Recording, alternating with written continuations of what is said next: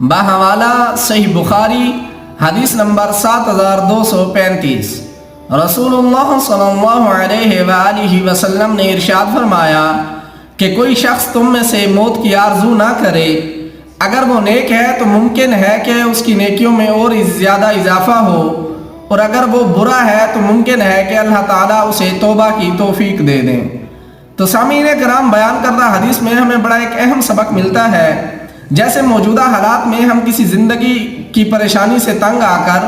یا زندگی کے حالات سے تنگ آ کر دنیا کا سٹریس لے کر